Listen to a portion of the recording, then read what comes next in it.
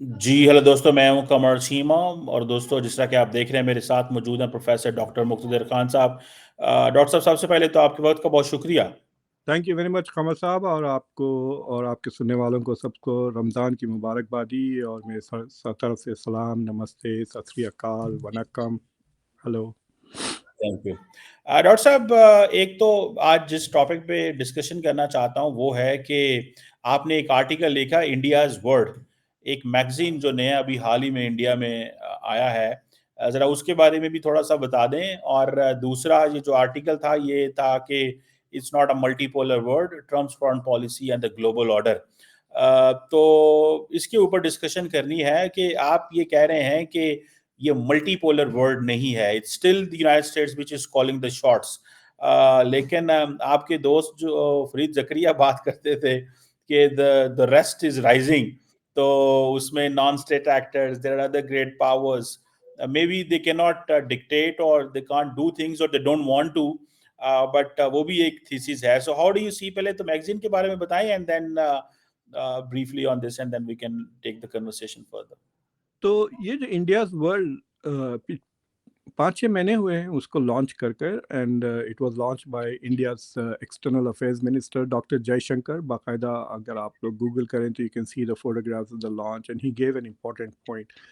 तो देखिए, this is a sign of India becoming a major foreign policy player. देखिए, अगर आप सीरियस स्कॉलर हैं फॉरेन अफेयर्स के, लेट्स से कि आप इंडोनेशिया में हैं, यू आर वेरी सीरियस और यू वांट टू राइट, जैसा मैंने मल्टीपोलर वर्ल्ड दुनिया के बारे में आप लिखना चाहते, तो आप कहाँ भेजेंगे आपके आर्टिकल्स? अमेरिकन जर्नल्स के पास। जो टॉप के 4 जर्नल्स हैं इस तरह की, मतलब आई am not talking of academic journals, जो पॉलिसी जर्नल्स जो मीडिया वाले भी, पॉलिटिशियंस भी पढ़ते हैं, वो foreign affairs, foreign policy, diplomat और नेशनल इंटरेस्ट है। ये 4 हैं और सारे डीसी से पब्लिश होते हैं। So I can't think of a single European magazine जो, मतलब मेरी मुझे कोई ऑप्शन ही नहीं है। यूरोप में भी अगर मैं पब्लिश करने जाता हूँ तो मॉडर्न डिप्लोमेसी को भेजता हूँ, लेकिन मॉडर्न डिप्लोमेसी का उतना सर्कुलेशन नहीं है जितना ये दूसरी चीज़ों का है। जर्नल ऑफ इंटरनेशनल अफेयर्स है, लेकिन that is more of an academic affairs. It's not like जैसा फॉरेन अफेयर्स का या फॉरेन पॉलिसी का इक्विवेलेंट कोई नहीं है यूरोप में, और एशिया में भी आपको नहीं मिलेगा। आप सोच के देखें, China is suppose to be the other alternative. China में भी ऐसा कोई सीरियस फॉरेन पॉलिसी डिस्कशंस। देखिए, जब हम फॉरेन पॉलिसी का डिस्कशंस करते हैं, 2 चीज़ों के बारे में गुफ्तगू होती है। एक, the nature of world politics, global order क्या चीज़ है, कैसा बदल रहा है, और दूसरी चीज़ ये है कि आप किसी एक मुल्क या कई मुल्कों की फॉरेन पॉलिसी को डिस्कस, तो वो सारी की सारी चीज़ें अमेरिका में हैं। तो now India launching India's world, ये जो किताब मैगजीन भी है, उसका प्रिंट वर्जन भी आता है। The importance of that is कि it shows कि India is becoming an alternative venue for discussing world politics। जैसा राइसीनिया डायलॉग है, वैसा ये भी बन गया है कि it is a different way. तो अगर आप, और ये जो अमेरिकन मैगजीन्स वगैरह हैं, इसमें एक सटल प्रो अमेरिका बायस होता है, because it is the American empire, और अमेरिकन एम्पायर की, मतलब आप चाहे ना ना चाहे, it advances US imperial interest कह सकते हैं, नेशनल इंटरेस्ट भी नहीं, यूएस इंपीरियल इंटरेस्ट को एडवांस करते हैं। So now you have a journal जो is trying to do that. तो इसलिए मुझे काफ़ी एक्साइटमेंट हुआ जब मैं वो देखा, और मैंने एक कॉन्वर्सेशन भी उसके ऊपर किया, कॉलिंग के India's world gives depth to India strategic culture. तो मतलब यहाँ पे ऐसे, जैसा कि फॉर एग्जांपल इंडियन एक्सप्रेस के भी ऑपेड पेजेस में भी काफ़ी अच्छे आर्टिकल्स छपते हैं, लेकिन अगर आप फॉरेन पॉलिसी स्टडी करना चाहते हैं तो you are not going to go to Indian Express, क्योंकि उस दिन पता नहीं क्या है, कोई तमिल मूवी का रिव्यू होगा या there some discussion of domestic politics वैसा। तो ऐसा फॉरेन पॉलिसी के लिए, if you want to know what the Indian elite is thinking, now you have a zip code आपको मिल गया है कि यहाँ चले जाए, आपको मिल जाएगा। जैसा कि फॉर एग्जांपल पाकिस्तान में मैं जब सोचता हूँ, डॉन के ऑपेड एडिटोरियल पेजेस के अलावा और कहीं कोई इंटरेस्टिंग आर्टिकल्स नहीं मिलते, और डॉन भी बड़ा, मतलब चाय में पानी मिला के पिए वैसी बात हो जाती है। It's very diluted, you know, content hard को नहीं मिलता। So that was an excitement. तो जब मैंने ये आर्टिकल लिखा, even though it is not something that talks about India point of view, in fact इसमें मैं क्रिटिसाइज कर रहा हूँ, डिसएग्रीइंग विद डॉक्टर जयशंकर, जो पिछले कई सालों से ये कह रहे हैं कि this is a multipolar world, but it is an interesting argument ना। आप यकीन अग्री करें या ना कहें, लेकिन बहस का एक मौका क्रिएट किया। So that is India's world. दूसरी चीज ये है, जो आर्टिकल मैंने इसलिए लिखा कि जब भी मैं सुनता हूँ ये लफ्ज कि this is A multipolar world, doctor Jaishankar ने इसे बार बार कहा पिछले 2-3 साल में, मैक्रॉन भी कहते हैं। मैक्रॉन बेसिकली डॉक्टर जयशंकर से चुराते रहते हैं चीज़ें स्ट्रेटेजिक ऑटोनॉमी, अब उनको भी लफ्ज पसंद आ गया है, he keeps using that. China भी कभी कभी कहता है कि this is A multipolar world. Japan उतना नहीं कहता, इवन दो जापान इस मतलब जब लोग मल्टीपोलर वर्ल्ड की बात करते हैं ना, तो वो कहते हैं कि दुनिया में कई पोल्स हैं, यूएस है, चाइना है, यूरोप है, इंडिया है, जापान है, रशिया भी गिनते हैं। These are the polls that are out there. But Japanese से मैं उतना मल्टीपोलैरिटी के बारे में नहीं देखा, लेकिन वो ज़्यादा बोलते भी नहीं है उनके leaders on major global issues. Europeans अब शुरू कर दिए हैं, क्योंकि पहले तो वो यूएस अम्ब्रेला में थे, उतना नहीं बोलते थे अबाउट मल्टीपोलैरिटी एक्सेप्ट फ्रांस। तो आई यूज्ड टू इंटरप्रेट, जब भी कोई कहता कि ये मल्टीपोलर वर्ल्ड है, मैं उसको इंटरप्रेट करता था कि ये ख्वाब देख रहे हैं कि अमेरिका का पावर कम हो जाए। They are dreaming for a world without US hegemony. तो जो भी ये कहता था कि मल्टीपोलर वर्ल्ड है, एक्चुअली उनके ये ख्वाब थे कि अमेरिका का पावर कम हो जाए। तो that is the question of it. देखिए, अमेरिका का डिफेंस बजट अभी भी दुनिया के, अगर आप लिस्ट बनाए टॉप 11 मुल्कों के, तो अमेरिका का defence budget is more than the next 10 combined. देखिए, सबको मिला लें आप, China, India, Saudi Arabia, Russia वगैरह सबको मिला लें, सबको ऐड करने, US defence budget is equal to 33% of France GDP. समझ रहे हैं आप? US defence budget is equal to Turkey and Saudi Arabia GDP. उनकी जितनी इकोनॉमी है उतना हमारा डिफेंस बजट है। इट इज $1 ट्रिलियन के करीब है। जो छुपा हुआ है, अगर आप उसको भी ऐड कर दें, तो इट गोज ओवर $1 ट्रिलियन। तो militarily there is no comparison to the US. सिर्फ ऐसे ही, मतलब तालिबान के अलावा और कोई नहीं हरा सकता अमेरिका को ना रशिया हरा सकता है, ना चाइना, ना जापान, बट सिर्फ तालिबान हरा सकते हैं। But when you look at the economy also, देखिए, economy is about 105 to 107 trillion dollar है ग्लोबल इकोनॉमी, जिसमें 30 ट्रिलियन डॉलर्स यूएस के है। तो US is like 26-27% of the global economy. Population 3-4% है दुनिया का। तो एक और जो नेक्स्ट कंट्री है, द थर्ड कंट्री अगर आप देख लें, जर्मनी, हम जर्मनी से 7.5 गुना बड़े हैं कामल साहब। वी आर 7 टाइम्स, एक नहीं दो नहीं, हम 7 गुना बड़े हैं जर्मनी से, which is the world third biggest economy. और हम जर्मनी जो $50 बिलियन खर्च करता है, हम उससे 20 गुना ज्यादा डिफेंस पे खर्च करते हैं। तो there is no comparison of. ये और बात है कि जो बाइडेन जैसे लोग प्रेसिडेंट जब बन गए, ओबामा, तो ये लोग उतना प्रेशर नहीं डालते जितना रिपब्लिकन प्रेसिडेंट्स अग्रेसिवली। जैसा डोनाल्ड ट्रंप ने आपकी मुल्क को कहा यू आर विद अस और अगेंस्ट, आपने 100% यू टर्न लिया। मुशर्रफ ने, याद है आपको कितना, मतलब फुल ब्रेक मार के फौरन पलट गई पूरी फॉरेन पॉलिसी पाकिस्तान की। एक statement from George W Bush that tells you कि the US has always been a very powerful country. लेकिन अमेरिका ने जो, देखिए, अमेरिका इज एन एम्पायर जो छुप छुप के बुरखे में है, और जो बुरखा अमेरिका पहना हुआ है वो मल्टीलैटरलिज्म का बुरखा है। तो अमेरिका वांट्स टू प्रिटेंड कि द वर्ल्ड इज मल्टीलैटरल, लेकिन है उस मल्टीलैटरल इंस्टीट्यूशंस में भी अमेरिका की हेजेमनी है, through security council, veto power के थ्रू। सिक्योरिटी काउंसिल के थ्रू जितने काम अमेरिका कराता है दूसरे मुल्क कोई नहीं करा सकते, even the others, China, Russia वगैरह, they can only block, they can not get it to do things जैसे अमेरिका करवाता है। वर्ल्ड बैंक और IMF तो एक एक लेफ्ट राइट पॉकेट्स में है यूएस के। सो मल्टीलैटरलिज्म के बुरखे में America has been hiding its empire all these years. तो अब क्या हो गया है, डोनाल्ड ट्रंप ने बुरखा निकाल दिया है बेसिकली। बेसिकली बुल्खा फेंक दिया है, बोल रहा कि मैं हूँ, देखो। मतलब मुझे सबसे अजीब चीज जो लगी है कि जो दरबार खोल के बैठ गया आदमी जैसा व्हाइट हाउस में आए, जैसा शहंशाह बादशाह ने दरबार खोल दिया। अब आपको पता है कि जब जब नया खलीफा आता है तो सब बया बया लेने आते हैं। गॉडफादर, आप मेरे ख्याल से गॉडफादर 3 में एंड में देखा होगा आप, एंडी गार्सिया कुर्सी पे बैठ जाता है, लोग आके उसके हाथ चुमा लेना शुरू कर देते हैं ना, प्लेज ऑफ एलिजियंस। उस तरह से लाइन लगी थी, बीबी नेतन्याहू आए, फिर जापान के प्राइम मिनिस्टर आए, फिर नंबर 2 किंग अब्दुल्ला आए। बेचारा किंग अब्दुल्ला वो बादशाह है, वो ऐसा बैठा हुआ था। मुझे मतलब उसकी बॉडी लैंग्वेज आप देखें किंग अब्दुल्ला की, सर सर मेरे बच्चे भूखे, मुझे जॉब दे दें, उस तरह की बॉडी पोस्चर थी ही थ्रू आउट। उसके बाद नरेंद्र मोदी के नंबर 4, फिर उसके बाद स्टारमर आया, फिर मैक्रोन आया। इट्स लाइक चल रहा है दरबार। जेलेंस्की भी आया, वो तो मतलब उसको तो उसको भगा भी दिया बेइज्जत करके। So I am looking at it and saying how can this be a multipolar world, जब जो मल्टीपोलर यानी देयर आर इक्वल पावर्स, समझ रहे ना।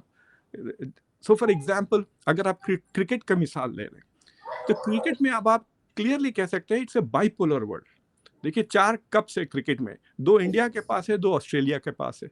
तो आप कह नहीं सकते कि India is a unipolar player नहीं है अभी क्रिकेट में, फाइनेंशियली है, but when it comes to performance it's a bipolar world. या तो ऑस्ट्रेलिया जीत रही है या इंडिया जीत रही है कप्स, बाकी मल्टीपोलैरिटी खत्म हो गई।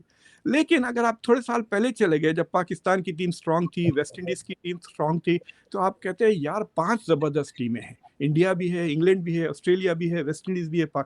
That is a multipolar system when any one of those can win. जैसा 92 में पाकिस्तान जीत गई, उससे पहले इंडिया जीत गई 83 में, because it's a multipolar cricket world. तो वैसा कुछ नजर नहीं आता, वी डोंट सी। ये और बात है कि छोटे पावर्स आके दरबार में अगर पेशी दे रहे, but we are looking at multipolar जो क्लेम कर रहे हैं, सिवाय चाइना और रशिया के बाकी सब तो दरबार में आ गए ना।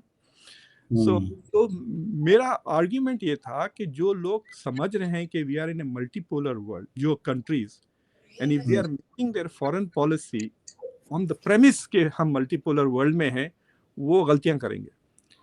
तो मैं इसलिए कह रहा हूं कि आप रिकग्नाइज कर लें कि this is a unipolar world with America as a major dominant force. अब आप अपनी फॉरेन पॉलिसी ऐसा बनाएं कि you are dealing with a unipolar world. Unipolar system में 2 किस्म के स्ट्रेटेजिक रेस्पॉन्सेस होते हैं, एक बैंड वैगनिंग कहते हैं और एक बैलेंसिंग। तो basically it's like going to jail.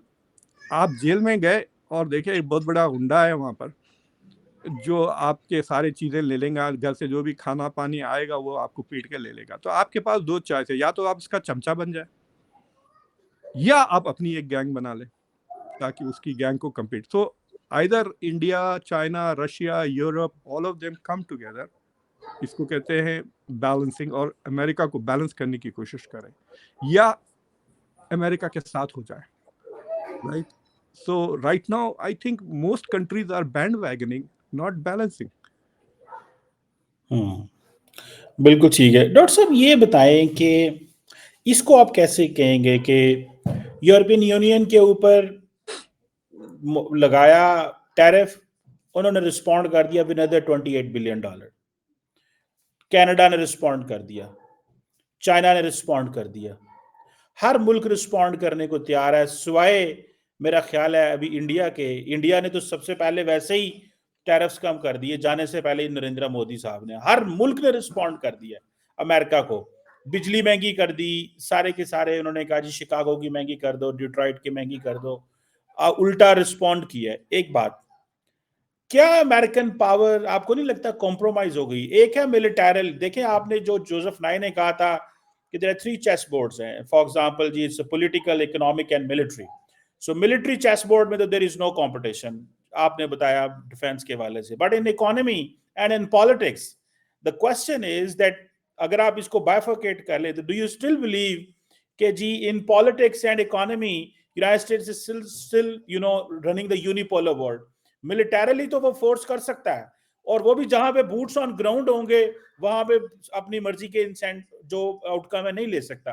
But as long as जिसको फॉर एग्जांपल सारी दुनिया बुलिंग कह रही है, मिसाल के तौर पे कैनेडियंस बुलिंग कह रहे हैं, हम नहीं तुम्हारी बात मानते, हम नहीं तुम्हें मानते, तुमने जो करना है कर लो, हम तुम्हें रिस्पॉन्ड करेंगे, मतलब इन अदर वर्ड्स हमारी जुबान में वो ये कर रहे हैं. So don't you think the world has responded? Maybe the United States is powerful, but the world is responding and it will respond further. तो मेरे साथ एक थॉट एक्सपेरिमेंट करें. तो लेट्स से कि इंडियंस या पाकिस्तानीज जो want to migrate to the west, उनको क्या है कि अमेरिका बंद हो गया है, सेकंड बेस्ट कंट्री आप कौन सी चुनते हैं जहां आप माइग्रेट करना चाहें? तो आप what will you pick Qamar साहब? मैं तो माइग्रेट ही नहीं करूंगा. What do you think people will pick? Which country do you think people will pick number 2 spot पे? इन पाकिस्तान से तो मेरे ख्याल से it would be somewhere in Europe और Canada maybe. Yes. Canada ले लें या जर्मनी ले लें या यूके ले लें, हाँ ठीक है. बिल्कुल. अगर अमेरिका की जीडीपी $35,000 पर कैपिटा से गिर जाती है, यानी जापान जितनी वेल्थी है, जापान उतना निकाल दे आप अमेरिका से, then we will still be richer than Canada, Germany. समझे आप? हमारी जो पर कैपिटा जीडीपी है, इट इज अराउंड $89,000. अगर उसमें से आप जापान की पर कैपिटा जीडीपी जो $35,000 है, अगर वो निकाल लेते हैं, अगर अमेरिकन इतने गरीब हो जाते हैं, तो we will still be richer than Germany and Canada, जो 54-55 के करीब है उनकी पर कैपिटा इनकम. तो अगर आप यूके को अमेरिका में लेकर आते हैं, तो it will be the poorest state in America. हमारे जो गांव हैं, मिसिसिपी, अलाबामा, ये सब हमने बबास बैठे हुए हैं वहां पे, they are wealthier than United Kingdom. So इतना गरीब हो जाएगा, ठीक है. So people are not understanding the logic कि इट्स लाइक सेइंग कि आप मेरे से पंगा कर रहे हैं, आप मेरी ये उंगली तोड़ दी और मैंने आपके दोनों आंखें ले ली. You think it's a good fight? तो यूरोप की इकोनॉमी देखें आप, जर्मनी दो साल से रिसेशन में है, यानी उसकी इकोनॉमी श्रिंक हो रही है. 2 साल से इट हैज श्रंक. 2023, 2024 में भी श्रिंक हुआ है. अब अगर लकी हैं तो वो 0.1% से ग्रो करेंगे. France is expected to grow by 1% in 2025. This is before Trump के टैरिफ्स. अगर टैरिफ लग जाते हैं ट्रम्प की तरफ से, ये सारे मुल्क रिसेशन में आ जाएंगे. समझ रहे ना आप? America might go into recession. अभी इतना हमारी जो स्टॉक मार्केट गिरी है ना, हमारी स्टॉक मार्केट में से एक जर्मनी चला गया. $4.5 ट्रिलियन लॉस हुआ है पिछले 4-5 दिन में अमेरिकन स्टॉक मार्केट पे, which is more then Germany's GDP. India के उतना लॉस हुआ है हमको. लेकिन अगर आप डाउ जोन्स इंडेक्स गूगल करें आप, तो वो आपको ग्राफ देता है. तो अभी the stock market is like 41, Dow Jones 41 कुछ 600 कुछ चल रहा है. सो आप अगर आप उसको 5 मंथ 6 मंथ्स करें तो we are back to where we were in October. समझे आप? तो अमेरिका टुडे इतना नुकसान होने के बाद हम अक्टूबर 2024 की पोजीशन में. एंड मुझे याद है, I was very happy and well off in October 2025, अल्हम्दुलिल्लाह. समझ रहे हैं आप मेरी बात? सो द पॉइंट इज कि we will suffer, but we will suffer less. और जब ग्लोबल इकोनॉमी श्रिंक होने लगेगी ना, तो ये जो लड़ रहे हैं स्टेट्स, उनका उतना नुकसान नहीं होगा. लेकिन जो खामोश बैठ के देख रहे हैं, they are going to be in deep trouble. अब जैसा अमेरिका और कनाडा की टैरिफ फाइट चल रही है, पिछले 2 दिन से चाइना ने कनाडा पे धमाल से लगा दी है टैरिफ्स, उसकी एग्रीकल्चरल प्रोडक्ट्स. चाइना कोई अटेंशन ही नहीं पे कर रहा है. आप उसको गूगल करके पढ़े, China is about to destroy Canada's agricultural products, क्योंकि कनाडा ने भी चाइना पर वो टैरिफ लगाए ना ईवी पर. तो व्हाट इज हैपनिंग इज कि इट इज क्वाइट पॉसिबल कि 5-6 महीने के अंदर Canada will collapse economically. We are not going to collapse. हमको रिसेशन में अभी नहीं आए भाई, 2.5% से ग्रो कर रहे हैं. आपको पता है कोविड के बाद we have added an India to our economy. Covid से अभी तो मुल्क स्ट्रगल कर रहे हैं, रिकवर कर रहे हैं. If you go back and look at America's GDP in 2020 और अब, we have added $5 trillion to our economy in the last 5 years. लेकिन वो डॉक्टर साहब ये तो सारे आप लोग, फॉर एग्जांपल मैं अभी सितंबर में अमेरिका में था, मुझे नहीं जी पता बाकियों का, मैं वहां पे गया वॉलमार्ट, सबसे जी सस्ता एक स्टोर है, ठीक है। जी हाँ तो गया मैं मुझे याद है 1 साल पहले जब अमेरिका था तो मैं पानी लेने जाता था तो जो 40 बॉटल मुझे मिलती थी वो $2-2.5 की मिलती थी। अभी मैं गया हूं, मुझे $4.5 की आई थिंक वो मिल रही थी। So the question is that कि ठीक है, आपने सही कहा कि अमीर तो अमीर तर हो रहा है, ये कैपिटलिज्म है, बट निचले लेवल पे तो there is a lot of panic के लोगों के अंदर जो है वो ये, मैं I am not going to get into that, वो डिस्कशन में नहीं जाना चाहता, जी. लेकिन ऑब्वियसली एक हैव एंड हैव नॉट्स है। लेकिन डॉक्टर साहब मैं जो सवाल तो करना वो चाहता हूँ, अमेरिका के लिए प्रॉब्लम नहीं है, जो इन्फ्लेशन की बात कर रहे हैं ना आप, इन्फ्लेशन और जॉब लॉसेस जो होने वाले हैं, बिकॉज डोनाल्ड ट्रंप सिर्फ फॉरेन पॉलिसी नहीं कर रहे, डोमेस्टिक पॉलिसी पे भी वो काफ़ी हमले किए हुए हैं, जैसा कि डोज से कई हजारों लोगों की नौकरियां निकाल दी है, डिपार्टमेंट ऑफ एजुकेशन को 50% कर दिया, तो he is actually increasing unemployment by doing that, right. तो यस, उसका problem is not for America, उसका प्रॉब्लम ट्रम्प के लिए है, मिड टर्म में शायद बुरी तरह हार जाए उसकी पार्टी अगर इन्फ्लेशन हाई है वगैरह. बट इन्फ्लेशन अमेरिका में 3.5% है, 2.5%, 3.5% है, ज्यादा से ज्यादा 5% होगा. आप लोग 20%, 35%, 30% ऐसा चल रहा है. मतलब आप बोले कि आप पानी पीना छोड़ दिए क्या पाकिस्तान में? 30% है भाई. लेकिन तो सो पीपल आर हमारा सो. तो मुकाबला ही क्यों नहीं है डॉक्टर साहब। लेकिन मुझे एक सवाल बताएं, एक जी सवाल मैं और करना चाहता हूं आपसे। जी देखिए, at the end of the day it doesn't matter how much power you have, जी it matters that either you can translate that power into your benefit or not, or either you are, it is getting counterproductive or not. अब for example, जब Europe ये बैठ के फैसला करे कि हम $800 अरब का एक जनाब बैंक बनाते हैं, हम फाइनेंस करेंगे वॉर को, तो इट मींस उन्होंने कहा यार जाओ यार, नहीं हम तुम्हारे पैसे लेते, कितने पैसे तुमने हमें दिए, $200 अरब दिए, ठीक है 4 सालों में हम भी यूक्रेन को फंड कर लेंगे। It is not a question कि डोनाल्ड ट्रंप क्या कर सकता है। मैं इसको अगर अपनी जुबान में कहूं तो वो हम जिसे कहते हैं ना, हमारे पंजाबी में कहते हैं वजन उठा लेंगे यार, देखा जाएगा यार, जाओ तुमने जो करना है। सो द पॉइंट इज, और अब जो जो केयर स्टार्मर जिस तरह या रशिया जिस तरह कर रहा है, आपको नहीं लगता कि ये जब बाइडेन 2024 में जीता था, 2000 में जीता, 2000 में जीता था, तो उसने कहा था diplomacy is back, I think ये उसके वर्ड थे, ये डिप्लोमेसी इज बैक या अमेरिका इज बैक, समथिंग उसने कहा था। अभी फिर अमेरिका जो है यूरोप की नजरों में चला गया। आपको नहीं पता, एक एक एक एक क्रेडिबल अमेरिका पावर नहीं रही, और अमेरिका वो तमाम अपनी पावर से वो नताइज नहीं निकाल सकेगा। डोंट यू थिंक कि ये कहने की प्रॉब्लम होगा? सी देयर आर, देखिए, जितना भी अमेरिका को नुकसान होगा ना आइंदा 6 महीने में, इंशाल्लाह मैं पर्सनली भर दूंगा.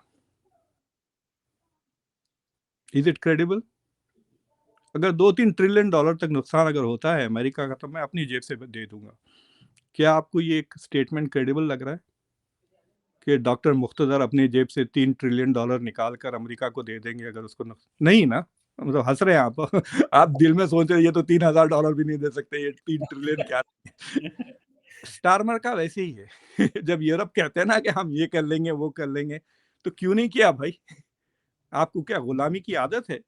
जो पिछले 70 साल से अमेरिका की गुलामी आप कर रहे हैं. अगर आप में जरा भी गैरत होती, खुददारी होती, तो आप पहले ही कर लेते, इंडिपेंडेंट हो जाते, मार्शल प्लान ही ना लेते, राइट.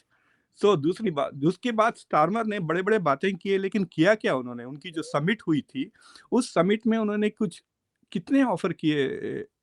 $2 बिलियन, वो भी लोन. उसने कोई ग्रांट नहीं दिया. यूक्रेन को $2 बिलियन कुछ लोन ऑफर किया, विद द कंडीशन कि आप नॉर्दर्न आयरलैंड में बने हुए 5,000 मिसाइल वो खरीदेंगे आप सिर्फ.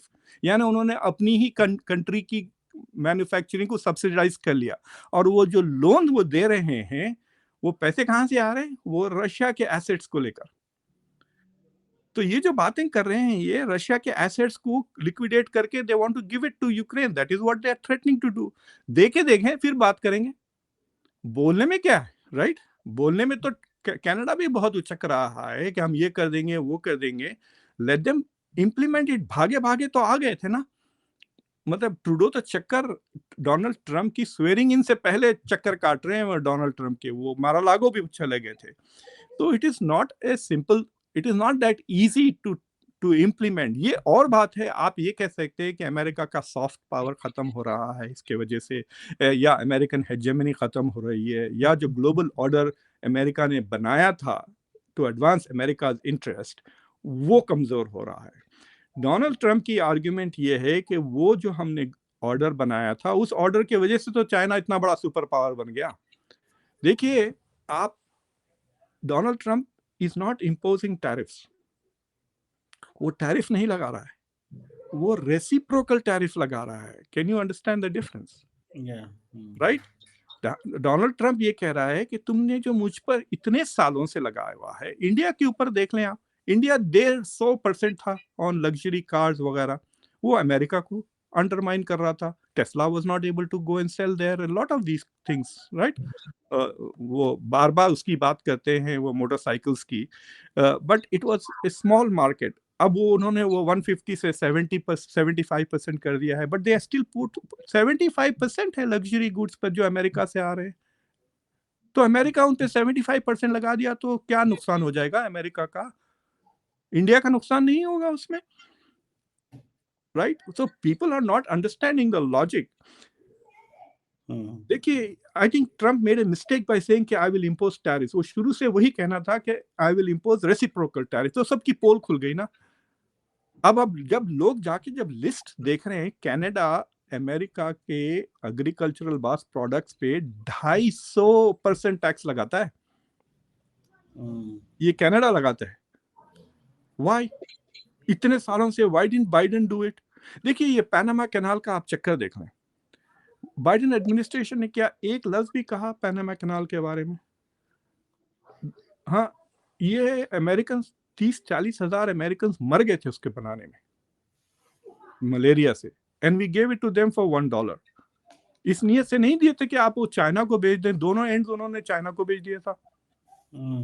Like it is so, it's like saying मैं आपको कह रहा हूँ कि मेरी गाड़ी ले जाए, आप इसको यूज करें, आप उठा के आप मेरे दुश्मन को बेच रहे हैं वो गाड़ी या किराए पे दे रहे हैं।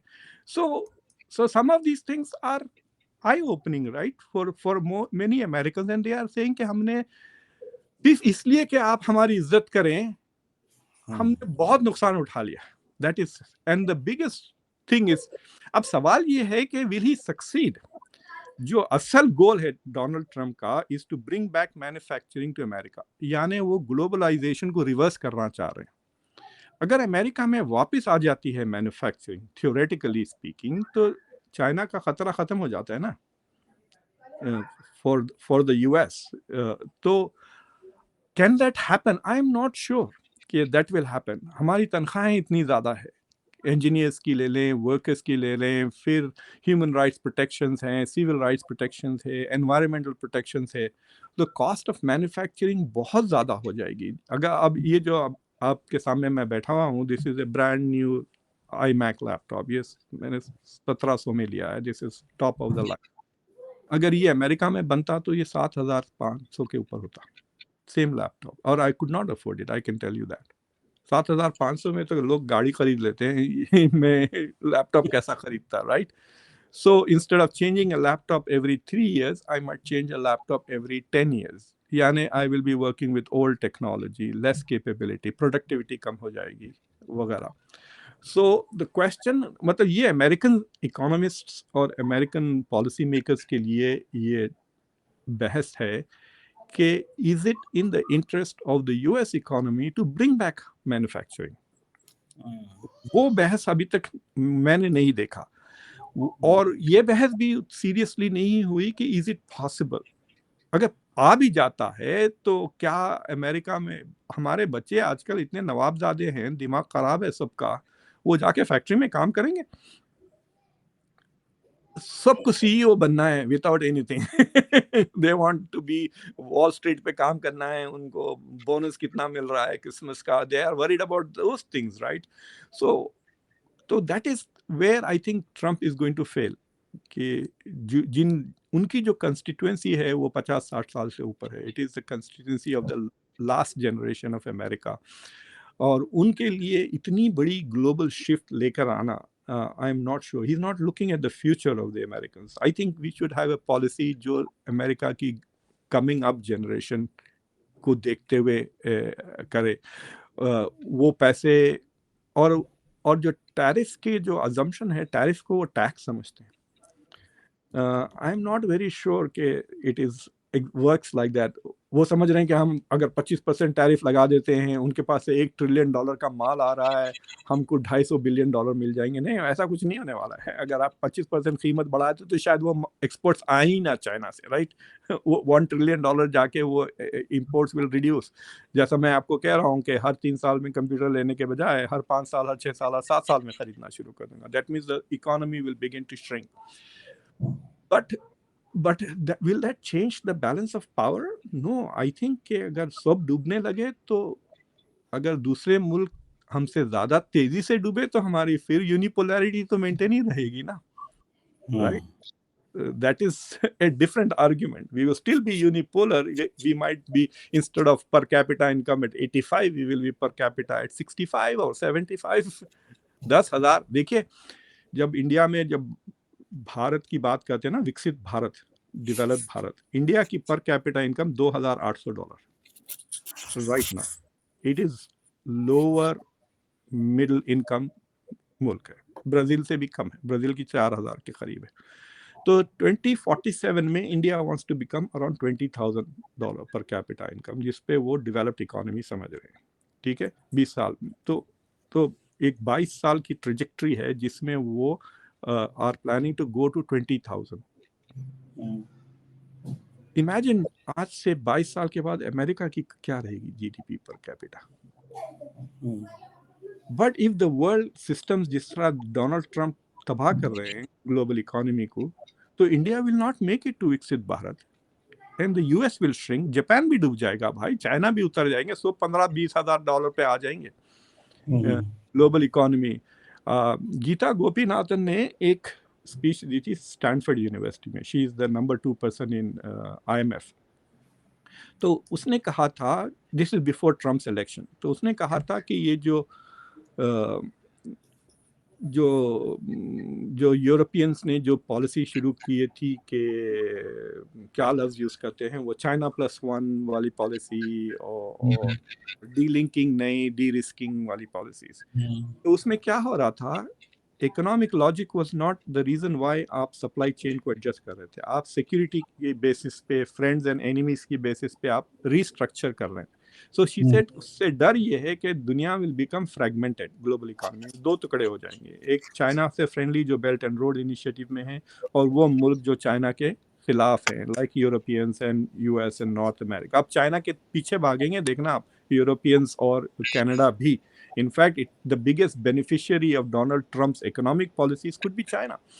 तो but Gopinathan was saying कि अगर इकोनॉमी फ्रैगमेंटेशन होगी तो हर प्रेडिक्शन वाज कि 7% से मिनिमम ग्लोबल जीडीपी कम हो जाएगा, यानी $7 ट्रिलियन का लॉस हो जाएगा दुनिया की इकोनॉमी को with in like right away. तो वो 7 ट्रिलियन जाएंगे किस मुल्कों से, ये पूछे आप। वो डेवलपिंग नेशंस के ऊपर गिरेंगी ये सारे की सारी चीजें, यू नो। तो अब ये जब ऑटोमेटिकली जो रेसिप्रोकल टैरिफ जो अप्रैल 2 को लगने वाले हैं, जो सारे दूसरे मुल्क हैं, आप गरीब मुल्क पाकिस्तान को ले लें, क्या आप भी टैरिफ लगाते हैं अमेरिकन प्रोडक्ट्स पे? जाके देखें, I have not seen anybody, कोई बात ही नहीं करता है आपके पास। यार ये मतलब मुझे आके ना पाकिस्तान के स्ट्रेटेजिक कम्युनिटी को थपड़े मारना दी जाते हैं, काम की बात करते ही नहीं कोई। अभी तक मुझे कोई आर्टिकल नजर नहीं आया है टू फाइंड आउट कि पाकिस्तान अमेरिका पे टैरिफ लगाता है या नहीं किसी प्रोडक्ट्स पर। अगर वो लगाता है तो ऑटोमेटिकली आपके ऊपर भी लग जाएंगे। और एक प्रॉब्लम ये है विद रेसिप्रोकल टैरिफ्स, वो प्रॉब्लम ये है कमर साहब कि फॉर एग्जांपल इंडिया जो है सो कार्स एक्सपोर्ट करता है अमेरिका को, कुछ $20-25 मिलियन के, बस उतने ही।